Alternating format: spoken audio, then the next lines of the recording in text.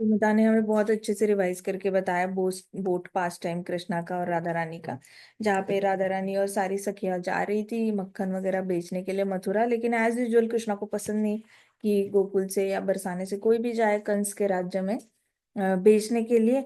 तो वहां पे कृष्णा ने बड़े सारे नाविक का रूप लेकर आ गए, सबको सबको उल्लू बनाया कृष्णा ने, सारी गोपियों को। पहले तो उनको बोला कि मेरे पाँव में दर्द हो रहा है, हाथ में दर्द हो रहा है, मैं नहीं नाव चला सकता, मैं रात को नाव चला के बड़ा थक गया हूँ। तो आप मुझे भूख भी बहुत लगी है। तो ये लोग खाना खिलाते हैं उनको, मिठाई खिलाते हैं, मक्खन खिलाते हैं, तो सारा खा जाता है कृष्णा, बहुत खाते हैं। उसके बाद ये लोग देने से कतराते हैं कि बेचना भी तो है, देना भी फिर कहते कि अब मेरा पेट भर गया, मुझे सोना है, कोई हाथ दबा दो, पाँव दबा दो, मेरे बड़े दर्द हो रहा है। तो फिर गोपियाँ कहती है कि चुपचाप नाव चलाने लग जाओ, नहीं तो तुम्हें हम उठा के फेंक देंगे पानी में। तो ये लोग कोई हाथ पांव दबाते नहीं है नाविक के। फिर जैसे ही वो फिर बोट चलाने लग जाते हैं कृष्णा। फिर कहते कि अरे देखो देखो, मेरी नाव बड़ी पुरानी हो चुकी है, इसमें पानी आ रहा है जल्दी जल्दी सारा, आप सब लोग इतने ज्यादा हैवी हो, प्लस आपने इतना ज्यादा, मेरी नाव में आज तक इतना ज्यादा सामान कभी किसी ने लाया नहीं है। लोग बैठते हैं लेकिन इतने मटकों के साथ कोई नहीं बैठता। आप मटके एक एक करके नीचे फेंकने लग जाओ गंगा मैया में, फिर वो पानी आना बंद हो जाएगा। ये लोगों ने मटके फेंकना शुरू कर दिया। मटके फेंकना शुरू कर दिया तो भी पानी आ रहा है। तो कृष्णा ने कहा कि देखो देखो, आपको संपूर्ण शरणागति लेनी होगी, सारे मटके फेंक दो। फिर गोपियां फेंकने को तैयार नहीं। तो कृष्णा ने कहा देखो, आप नहीं फेंकोगे तो हम सब लोग फंस जाएंगे, हम सब लोग जो है डूब जाएंगे पानी में, फिर हम सब इकट्ठे ही मर जाएंगे। तो गोपियां डर गई, सबने फेंक दिया, सारे एक एक करके मटके सारे मानसी गंगा में फेंक दिए। फिर भी पानी आ रहा था। तो कहते देखो, अभी मैं आप लोगों का तो कुछ कर नहीं सकता, लेकिन आपने इतना हेवी हेवी ज्वेलरी पहना है, तो आप ये सारी फेंक दो क्योंकि इससे आपका वजन बढ़ रहा है। तो सब ने अपनी ज्वेलरी, पाव के जो कड़े थे, हाथ के कड़े, जो नेकलेसेस, कान के झुमके, सब कुछ निकाल के मानसी गंगा में फेंक दिया। इतना हुआ, इतने में बहुत ज्यादा आंधी तूफान आ गया। आंधी तूफान आ गया तो पहले बोट तो ऐसे ऐसे ऐसे ऐसे ऐसे हो रही थी, ऐसे ऐसे हिल रही थी बोट। तो सारी गोपियों ने ऐसे कड़ी बना ली, हाथ हाथ पकड़ पकड़ के कड़ी बनाई। और सबने अपने आप को बचाने के लिए ना बोट के साथ ऐसे ऐसे ऐसे ऐसे ऐसे ऐसे वेव होने लग गए। लेकिन अचानक से बोट फिर ऐसे ऐसे हिलने लग गई। ऐसे ऐसे हिलने लग गई तो अभी कड़ी तो ऐसे बनाई थी, तो सब लोग ऐसे ऐसे आगे गिरने लग गए, एक दूसरे के ऊपर गिरने लग गए। तो राधा रानी गिरी डायरेक्ट नाविक के ऊपर। गिरी तो पता चल गया, जैसे ही गिरी तो पता चल गया ये और कोई नहीं है, ये कृष्ण है। तो राधा रानी ने उसके कमर में, धोती में जो बांसुरी छुपा के रखी थी उसने, वो राधा रानी ने निकाली और कहती ये देखो, ये चलिया, ये कृष्ण है और कोई नहीं है। ये हमें हमेशा ऐसे करता है, हमें जमीन पे जब हम जाते हैं मथुरा तब भी तंग करता है, आज हम पानी के मार्ग से जा रहे हैं तो भी ये तंग कर रहा है हमें। इसी ने मानसी गंगा के साथ मिलजुल कर ये सारा षड्यंत्र रचा है, ये बड़ा ज्यादा ये है। ऐसे करके राधा रानी ने चिल्ला चिल्ला के सारी गोपियों को बताना शुरू किया। कृष्णा ने कैसे ऐसे राधा रानी को चुप कराया। फिर चुप कराया, फिर कृष्णा किनारे लेके आ गए। किनारे लेके आ गए तो कहते कि जाओ अभी। तो कहते कि हम कैसे जाए, मथुरा में कुछ भी नहीं है बेचने के लिए, हमारे पास सारे मटके तो हमने बहा दिए। फिर कृष्णा कहते ठीक है चलो वापस चलते हैं। कहते हम तुम्हारे साथ नहीं आएंगे, हमें तुम्हारे ऊपर भरोसा नहीं है, तुम कभी भी कुछ भी कर सकते हो। तो ये लोग फिर दूसरी वोट करके वापस आ जाते हैं। तो ये वाली लीला अभी विमदा ने हमें बहुत अच्छे से रिवाइज करके बताया। हम विमदा के लिए 3 बार हरी बोल बोलेंगे। हरी बोल, हरी बोल, हरी बोल। थैंक यू विमदा, थैंक यू वेरी मच। आज की कथा शुरू करते हैं। कथा का नाम है कृष्णा अपीयर्स एज गौरी देवी। ठीक है। तो one day Abhimanyu the husband of Radha Rani, अब सब लोग सोचते हैं कि राधा रानी का हस्बैंड, राधा रानी का विवाह किसी और से कैसे हुआ। तो राधा रानी आइडियली कृष्णा की प्रॉपर्टी है, 100% कृष्णा की प्रॉपर्टी है। तो राधा रानी को कोई और टच कर नहीं सकता, राधा रानी के साथ कोई आंखें नहीं मिला सकता, बात नहीं कर सकता, it has to be compulsory Krishna. तो ये जो अभिमन्यु है ये छाया कृष्ण है। ठीक है। सो कृष्णा का ही ये है, रूप है, बट इट इज छाया कृष्ण। तो राधा रानी का जो पति था अभिमन्यु, उसने उसको हमेशा प्रॉब्लम होती थी जब भी कृष्ण राधा रानी से मिलते थे। सब, क्योंकि सब गांव में सारी बातें अलग अलग तरीके की बातें होती थी कि देखो, कृष्णा जो है वो सिर्फ कुंवारी लड़कियों के साथ ही नहीं घूमता, वो तो शादीशुदा लड़कियों के साथ भी घूमता है। ऐसे करके। और वो ये है क्या कहता है, हिप्नोटाइज करता है, वो पूरी तरह वशीकरण करता है लड़कियों के ऊपर। तो वो ऐसे अपने आंखों का जाल फेंकता है, स्माइल का जाल फेंकता है, ऐसी मीठी मीठी बातें करता है कि सारी गांव की जो लड़कियां हैं वो उस पे एकदम अपना दिल दे बैठती है उसको। इसलिए कृष्णा से दूर रखना, हमेशा अपने घर की लड़कियों को दूर रखना। तो कुछ कुछ ऐसे परिवार भी थे जो अपनी बेटियों को बचा के रखते थे। उनमें से कई सारी गोपियां भी थी, गोपियों के भी कुछ कुछ परिवार थे जो टोटली अगेंस्ट थे डायरेक्टली कृष्णा से मिलने के लिए। स्पेशली वो गोपीज जिनकी शादी हो चुकी है, जिनको बच्चे हो चुके हैं, तो उनके सास ससुर उन पे बड़े स्ट्रिक्ट थे। मतलब ऐसी जो बैचलर गोपियां हैं, मतलब जिनकी विवाह नहीं हुआ, उनको माता पिता इतना परेशान नहीं करते थे। लेकिन जिनका विवाह हुआ है, जिनको बच्चे हैं, तो वहां पे सास ससुर से बहुत हैवी रेस्ट्रिक्शंस थे उनको, कि जाना नहीं, ऐसे मार्ग पे भी नहीं जाना जहां से कृष्णा आ रहे हैं, कृष्णा बुलाए तो नहीं जाना, फंक्शंस पे नहीं जाना, ऐसे करके बहुत सारे रेस्ट्रिक्शंस उनके अंदर थे। क्योंकि सबको पता था कि एक बार आप कृष्णा के कांटेक्ट में आ गए तो कृष्णा अट्रैक्ट करा लेते हैं, फिर आप चाहो भी नहीं छोड़ सकते। तो एक बार क्या हुआ था, प्रभुपाद के पास भक्त आ गए थे, ठीक है, रशिया में हमारी मूवमेंट स्प्रेड करने का चल रहा था। तो रशिया से प्रभुपाद को लेटर आ गया कि प्रभुपाद यहाँ पे बहुत मुश्किल है, यहाँ पे बुक्स हमें एयरपोर्ट से भी अंदर जाने नहीं देते, सारे बुक्स हम जो डिस्ट्रीब्यूट करना चाहते हैं वो हमें एयरपोर्ट पे ही डस्टबिन में डालने के लिए बता दिए, कि रशिया की फ्लाइट में आप बुक्स लेके नहीं जा सकते।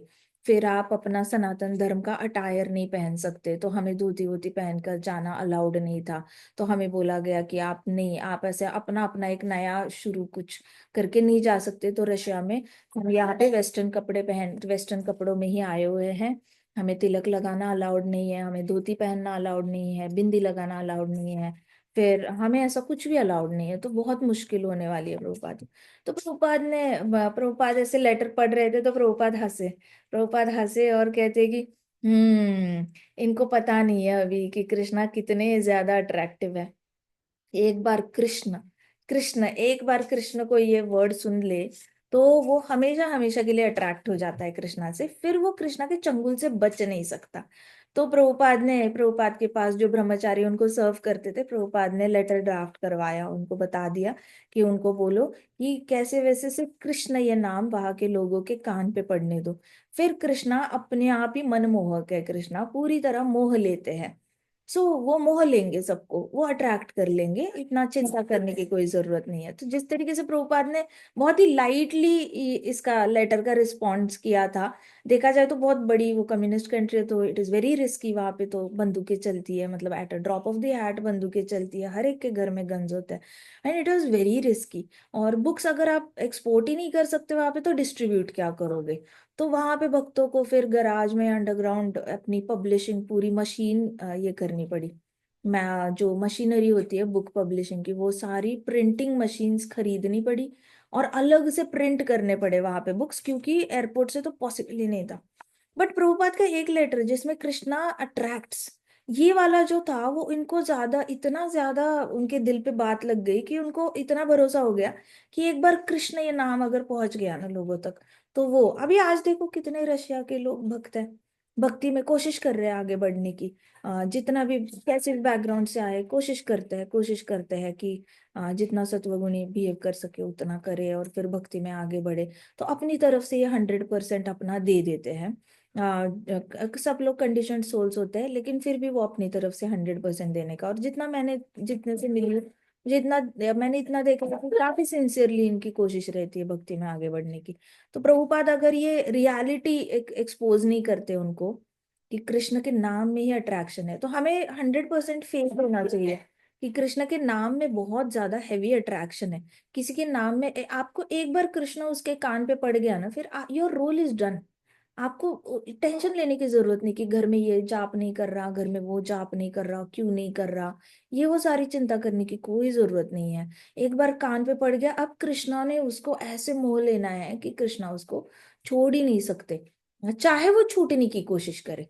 तो अभी गांव में यही बात फैल चुकी थी, हर जगह फैल चुकी थी।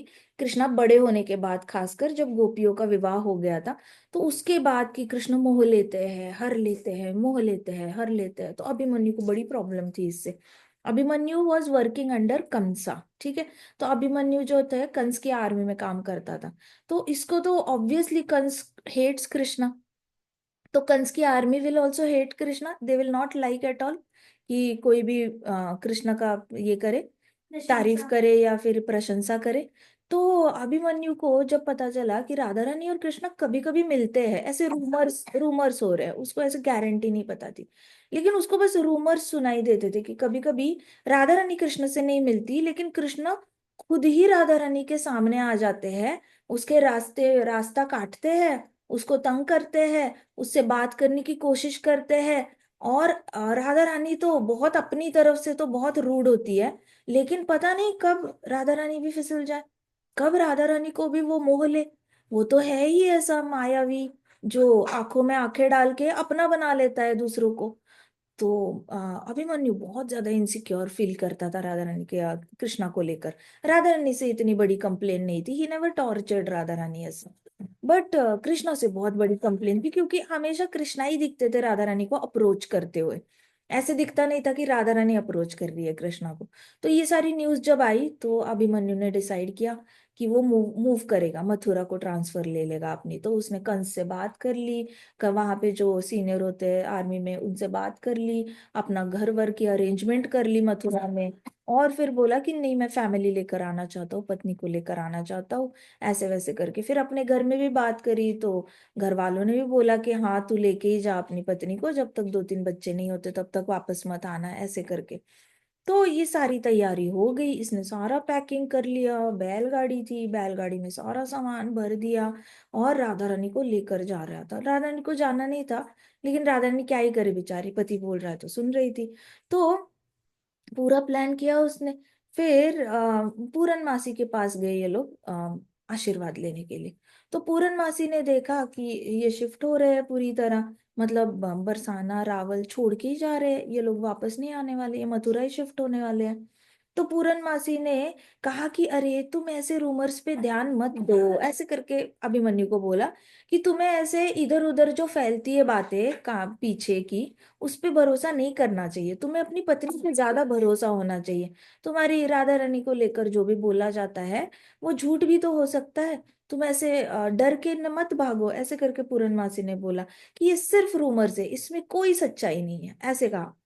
तो पूरनमासी राधा रानी को भी ये बताया। तो अभिमन्यु ने कहा पूरनमासी को कि लेकिन इतने सारे लोग बात करते हैं, कुछ तो कारण होगा उसमें। Abhimanyu then requested Purnamasi. फिर अभिमन्यु ने बताया कि आप ना राधा रानी को बोलो कि तुम गौरी देवी की प्रार्थना करना, गौरी देवी की प्रार्थना करना, उनकी पूजा करना, अच्छे से पूजा करना। तो हिज मदर जटिला, जटिला ने क्या बताया था इसको, ये जो अभिमन्यु था उसकी माँ का नाम जटिला था, तो राधा रानी की सास का नाम जटिला था। तो जटिला ने अपने बेटे को बताया था कि चंद्रावली जो है, चंद्रावली की शादी हो गई, तो चंद्रावली ने गौरी देवी की आराधना करना शुरू की। इसलिए शुरू की क्योंकि उसका जो हस्बैंड था गोवर्धन मल्ला, उसके पास थोड़ी कम लक्ष्मी होती थी, थोड़ा गरीब होता था। तो चंद्रावली ने क्या किया, गौरी देवी की आराधना करना शुरू किया, जिसको आजकल हम वैभव लक्ष्मी व्रत कहते हैं।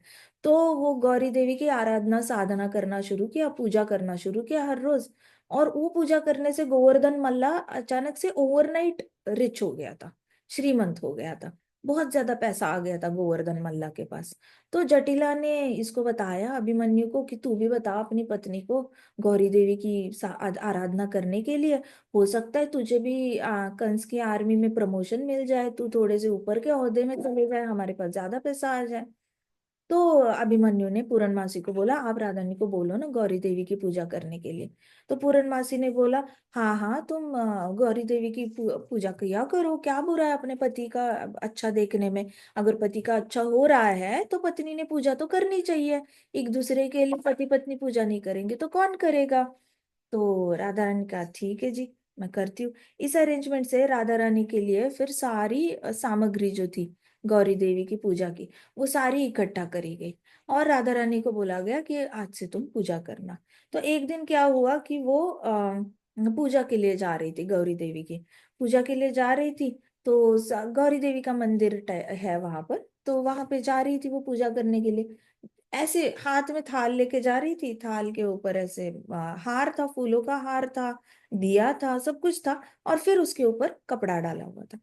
तो वो ऐसे जा रही थी, तो इतने में सामने से अचानक से कोई बंदर जैसे जंप करता है वैसे जंप करके कृष्णा आ गए सामने।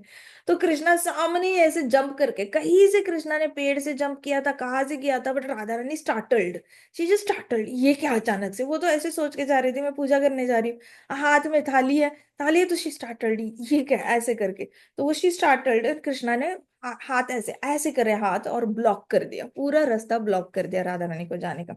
Radha Rani as usual left की साइड मुड़ी, तो कृष्णा भी ऐसे, फिर ये राइट की साइड मुड़ी, तो कृष्णा भी सामने से ऐसे जा रहे, वो जाने नहीं दे रहे थे, कृष्णा ने पाथ ब्लॉक कर दी। फिर राधा रानी ने काफी कृष्णा को बोला कि तुम हमेशा ये ऐसे काम करते हो, तुम्हारी वजह से फिर गलत गलत बातें फैलती है, लोग मुझे बुरा भला कहते हैं, मेरा विवाह हो चुका है, लोगों को लगता है कि मैं तुमसे मोहित हो चुकी हूँ, ऐसा कुछ नहीं है, फिर भी लोग बुरा बुरा कहते हैं हमारे बारे में, तो तुम ऐसे मुझसे मिला मत करो, अब मेरा विवाह हो चुका है, तो बीच बीच में ऐसे मत मिला करो। तो कृष्णा ने कहा कौन देख रहा है यहाँ पे, ऐसे लेफ्ट राइट देखा, कहते कौन देख रहा है। तो राधा रानी कहती पता नहीं कौन देखता है, लेकिन घर पे सारी बातें पहुंच जाती है कि तुम आकर मुझसे मिलते हो। तो कहते कि वो तो सच है, मैं तो मिलता ही हूँ तुमसे, उसमें गलत क्या है, वो रूमर थोड़ी ना है। तो कृष्णा ने कहा कि वो रूमर थोड़ी ना है, वो गलत थोड़ी बोलता है, सब लोग सच ही तो बोलते हैं, मैं तो तुमसे मिलने आता ही हूँ। तो राजा कहते तुम्हारे बारे, तुम तो मिलने आते हो, लेकिन सब ये बोलते हैं कि मैं भी मोहित हो रही हूँ तुमसे, ये गलत बोलते हैं। तो कहते ऐसे हो ही नहीं सकता, मुझे पता है तुम मुझसे ऑलरेडी मोहित हो। तो राधा ने कहती चुपचाप साइड हो जाओ, साइड हो जाओ, मुझे जाना है पूजा करने के लिए, मुझे तुमसे बात भी नहीं करनी है। तो कृष्णा सुने ना, फिर बहुत लंबे टाइम तक ऐसे इन दोनों का झगड़ा चल गया, और राधा रानी को जाना था, क्योंकि अगर ये वाला इंसिडेंट पता चल गया अभिमन्यु को, तो इमीडिएटली ये लोग मूव ऑन कर जाएंगे, मथुरा चले जाएंगे, थोड़ा भी मतलब गैप नहीं रहेगा जाने में। तो राधा रानी बहुत ज्यादा कोशिश कर रही थी कैसे वैसे कृष्णा को जल्दी से वहां से कटाए और पूजा करने के लिए जाए। फिर बहुत ज्यादा, फिर राधा रानी चेस्टाइज कृष्णा, बहुत ज्यादा राधा रानी ने कृष्णा को खरी खोटी सुनाई, और फिर राधा रानी, कृष्णा हट नहीं रहे थे वहां से, तो राधा रानी ने पाथ ही बदल दी, वहां से चली गई वो फूल कलेक्ट करने के लिए। तो फूल लेने के लिए चली गई, ये कुछ फायदा ही नहीं है इससे बात करने के लिए, ये सुनता तो है नहीं, जाने भी नहीं दे रहा आगे। तो राधा रानी फूल कलेक्ट करने के लिए ऐसे जंगल में जो फूल थे ऐसे प्लक करके ऐसे ऐसे डालने लग गई थाल में। तो एक पद्मा थी, चंद्रावली की सखी थी पद्मा, ठीक है। तो वो पद्मा ने क्या किया, चंद्रावली की सखी ने चंद्रावली की बेस्ट फ्रेंड थी पद्मा, उसने देखा राधा कृष्ण अकेले अकेले जंगल में बात कर रहे हैं, तो उसने दूर से देखा, था वो भागी, चंद्रावली के पास भागी, और उन्होंने जाकर चंद्रावली को बता दिया कि मैंने राधा और कृष्ण को एक साथ देख लिया। तो चंद्रावली ने कहा मुझे क्यों बता रही है। तो वो पद्मा फिर कहाँ चली गई, अभिमन्यु के पास चली गई। अभिमन्यु के पास चली गई तो वहां पे अभिमन्यु को बताया राधा और कृष्णा अभी वन में अकेले में बात कर रहे हैं, और बहुत जोर जोर से बात कर रहे हैं, और दोनों इकट्ठे गौरी मंदिर जा रहे हैं। तो अभिमन्यु कहा कि गौरी मंदिर तो सिर्फ राधा ने जाना है, कृष्ण क्यों जा रहे हैं गौरी मंदिर। तो कहते वो पता नहीं, लेकिन राधा रानी फूल तोड़ रही है, फूल प्लक कर रही है, और वो और कृष्ण इकट्ठे गौरी मंदिर जाने वाले हैं, ऐसे करके पद्मा ने अभिमन्यु को बताया। जैसे ही अभिमन्यु ने सुना, अभिमन्यु को इतना गुस्सा आया, इतना ज्यादा गुस्सा आया कि अभी पति के लिए पूजा करनी है तो किसी और के साथ थोड़ी ना करेगी। तो बड़ी गुस्सा आ गया उसको, और अभिमन्यु भागते भागते भागते भागते गौरी मंदिर के यहाँ पे। इतने में क्या हुआ, कृष्णा गौरी मंदिर में चले गए। आज कृष्णा को पता चल गया, पद्मा ने इसको बता दिया अभिमन्यु को। कैसे पता चल गया, पद्मा के हृदय में परमात्मा कृष्ण, अभिमन्यु के हृदय में परमात्मा कृष्ण। तो ये लोग चाहकर भी कृष्णा से कुछ छुपा नहीं सकते, इनके मन में थॉट आए कि अरे मैं मंदिर में भागते हुए जाता हूँ, वो सोचना और कृष्णा ने वहां पे प्रकट हो जाना, दोनों एक ही चीज है, क्योंकि कृष्णा को सारी बातें सुनाई देती है, ये फर्क है कृष्णा में और हम में। हमें अपने मन की बातें सुनाई देती है, कृष्णा को दूसरों के मन की बातें सुनाई देती है। तो कृष्णा को पता था ये आ रहा है, तो कृष्णा क्या किए, कृष्णा ने गौरी मंदिर जाए, वो आने से पहले, अभिमन्यु आने से पहले गौरी मंदिर गए, जल्दी जल्दी अपने कपड़े बदले कृष्णा ने और खुद ही गौरी गौरी का रूप लेकर वहां पे खड़े हो गए तो जैसे एक दिन काली माता का रूप लिया था ना, वैसे गौरी देवी का रूप लेकर कृष्णा वहां पे खड़े हो गए। गौरी देवी के हाथ में ढेर सारे शस्त्र अस्त्र थे, तो ये सारे हाथ में लेकर कृष्णा जो थे वहां पे मंदिर में खड़े हो गए। अभिमन्यु बड़े गुस्से से आया, मंदिर में आया। उसने देखा कि राधा रानी मंदिर पहुंच ही रही थी, मंदिर में अभी एंटर कर रही थी, और कृष्णा कृष्णा कहीं दिख नहीं रहे। फिर अभिमन्यु ऐसे मंदिर के आसपास गया, मंदिर के चक्कर काटे, कहाँ है कृष्ण, कहाँ है। राधा रानी जिस मार्ग से आ रही थी उसने ऐसे मिट्टी में फुटप्रिंट्स ट्रेस करने की कोशिश की। ऐसा तो नहीं कि मुझे देखकर कृष्णा भाग गया और राधा रानी भी छुपा रही हो मुझसे। तो राधा रानी की देखा तो हर जगह दो दो फुटप्रिंट्स ही थे, कहीं कृष्णा के दिखे नहीं, बल्कि वो लोग बहुत आगे मिले थे, पीछे मिले थे। तो थोड़ा बहुत डिस्टेंस पे उसने चेक किया कि अरे सिर्फ राधा रानी के फुटप्रिंट्स है, कोई कृष्ण के फुटप्रिंट्स तो है नहीं, मंदिर के आसपास भी ऐसा कुछ है नहीं। तो वहां पे आया, और जैसे ही आया वो अंदर आया, तो तब तक राधा रानी अंदर चली गई थी, मंदिर के अंदर चली गई थी। और मंदिर के अंदर जाकर राधा रानी ऐसे फूल ऑफर कर रही है, गौरी देवी को फूल ऑफर कर रही है, फिर पूजा कर रही फिर पूजा कर रही है, और फिर प्रार्थना भी कर रही है कि मेरे पति को अच्छे से ये देना, सुख समृद्धि देना, ये देना, ऐसे वैसे करके पूजा कर रही थी। अब इस टाइम पे अभिमन्यु जो था वो इतना गुस्से में था, जैसे ही उसने देखा कि राधा रानी बड़े अच्छे से पूजा कर रही है और कृष्णा कहीं पे भी नहीं है, तब जाके उसकी सांस में सांस आई। फिर अभिमन्यु ने क्या किया, अभिमन्यु ने खुद भी गौरी देवी के सामने दंडवत किया। अभिमन्यु आया था कृष्णा को पकड़ने के लिए, लड़ाई करने के लिए, लेकिन ही एंडेड अप डूइंग दंडवत। मतलब एक तो है कि दुश्मन को पकड़ना है, लेकिन दुश्मन ही गौरी देवी बन गया है, अब उसके सामने दंडवत कर रहा है। तो जैसे ही अभिमन्यु दंडवत कर रहा था, अभिमन्यु ने भी दंडवत किया गौरी देवी को। जैसे ही वो दंडवत किया तो गौरी देवी बोल उठी।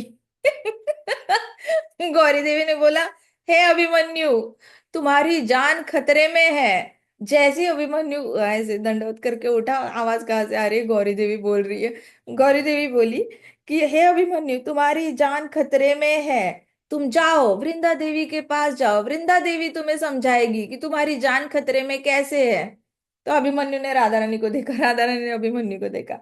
अभिमन्यु कहता राधा रानी को, तुम गौरी देवी को बोलो ना कि मेरी जान खतरे में, जैसी जैसी भी है मैं वृंदा देवी से बात कर लूंगा, लेकिन एक बार गौरी देवी को बोलो मेरी जान बचाने के लिए, मैं मरना नहीं चाहता। तो राधा रानी इमीडिएटली बड़ी सिंसियरली ऐसे ऐसे ऐसे घंटी घंटी बजा बजा के ना पूजा करने लग गई कि माफ कर दो, मेरे पति से जो भी गलतियां हो गई है कृपा करके माफ कर दो, लेकिन इसकी जान बचाओ। ऐसे करके राधा रानी ने भी प्रेयर ऑफर करना शुरू किया। और फिर अभिमन्यु भागते भागते वृंदा देवी के पास गया। वृंदा देवी के पास गया और पूछा कि क्या हुआ, मेरी जान खतरे में क्यों है। तो वृंदा देवी ने कहा कि कंस ने अभिमन्यु का सर काटने का डिसीजन लिया है 2 दिन बाद, 2 दिन बाद तुम्हारा सर काटने वाला है कंस। ये सुनकर ये अभिमन्यु अभिमन्यु की सारा होश आवाज खो गया, और वो वहीं पे ऐसे स्टैचू हो गया। सर काटने वाला है, कहते कि हाँ, कंस ने डिक्लेयर किया है कि 2 दिन बाद तुम्हारा सर काटा जाएगा। ये सुनकर फिर ये बहुत ज्यादा ये हो गया, शौक में आ गया अभिमन्यु, इतना ज्यादा शौक में आ गया कि फिर वापस वो भागते हुए राधा रानी के पास गया, राधा रानी को बेग करने लग गया कि मेरा सर 2 दिन में कटने वाला है, कंस ने डिक्लेयर कर दिया है, महाराज कंस महाराज ने डिक्लेयर कर दिया है कि मेरा सर काटा जाएगा 2 दिन बाद, कुछ करो राधे, कुछ करो। तुम अगर मांगोगी गौरी देवी से तो तुम्हारी इच्छा पूरी होगी, देखो चंद्रावली की भी इच्छा पूरी कर दी गौरी देवी ने, तुम्हारी भी इच्छा पूरी कर देगी, कुछ तो करो राधे। तो राधा रानी ने इमीडिएटली गौरी देवी के सामने बहुत ज्यादा ऐसे बेग करना शुरू किया कि हस्बैंड की, मेरे हस्बैंड की जान बचाओ गौरी देवी, मेरे हस्बैंड की जान बचाओ, मेरे हस्बैंड को लंबी उम्र दो, उसको इस डेंजर से बचाओ। ऐसे करके राधा रानी ने पूजा करना शुरू किया। और फिर इतने में गौरी देवी बोल उठी। गौरी देवी ने कहा, ठीक है, ठीक है, मैं इसकी जान बचाऊंगी, लेकिन मुझे राधा रानी से एक वचन चाहिए। तो अभिमन्यु ने कहा, दे दो जो वचन चाहिए दे दो। तो राधा ने कहा, हाँ मैं कोई भी वचन देने को तैयार हूँ, बस मेरे पति की जान बचा दो। तो राधा रानी तो उन्होंने कहा, गौरी देवी ने कहा, मुझे चाहिए कि राधा रानी ब्रज छोड़कर कभी भी ना जाए, कहीं पे भी ना जाए, और वो हमेशा यहाँ पे आकर मेरी पूजा करे। तो राधा रानी ने ऐसे करा, फिर अभिमन्यु से, हाँ हाँ हम नहीं छोड़ के जाएंगे, हम नहीं छोड़ के जाएंगे, ब्रज नहीं छोड़ के जाएंगे, हम यहीं पे रहेंगे, तुम हमेशा आना गौरी देवी के यहाँ पे पूजा करना, वहाँ हम ये वचन देते हैं, ऐसे करके। फिर राधा रानी ने कहा ठीक है माँ गौरी माँ, मैं वचन देती हूँ कि मैं व्रत छोड़कर कभी नहीं जाऊंगी, लेकिन मेरे पति की जान बचाओ, महाराज कंस हमारा उसके सर काटने वाले हैं। तो गौरी देवी ने कहा ठीक है। फिर अभिमन्यु ने राधा रानी को जब ये बताया, तो उसके बाद जैसे ही गौरी देवी ने ठीक है बोला, तो अभिमन्यु, हाँ उसकी जान में जान आई, और श्रीमती राधा रानी को जो उसका प्लान था लेके जाने का मथुरा, वो वहीं पे कैंसिल हो गया। सो कृष्णा अपने प्लान में 100% सक्सेसफुल हो गए थे राधा रानी को रोकने के। वैसे तो बड़ा प्लान चल रहा था, लेकिन फिर इसकी वजह से राधा रानी ब्रज कभी छोड़ के गई नहीं, उसको उसका पति कभी मथुरा लेके जा नहीं पाया। ठीक है, ये कथा हम यहीं पे समाप्त करते हैं। श्रीमती राधा रानी की जय। श्री श्री राधा श्याम सुंदर की जय। श्री श्री कृष्ण बलराम की जय। जय। वृंदावन धाम की जय। जय। समस्त भक्त वृंद की जय। जय। जय। प्रभुपाद की जय। जय। जय। हरे कृष्णा हरे कृष्णा हरे कृष्णा कृष्णा कृष्णा कृष्णा हरे हरे, हरे हरे राम हरे हरे राम, राम हरे राम हरे हरे हरे, हरे कृष्ण हरे कृष्णा माता जी। जय। जय। हरे कृष्ण। हरे कृष्णा माता जी, शुभ हरे रात्रि। कृष्णा शुभ रात्रि।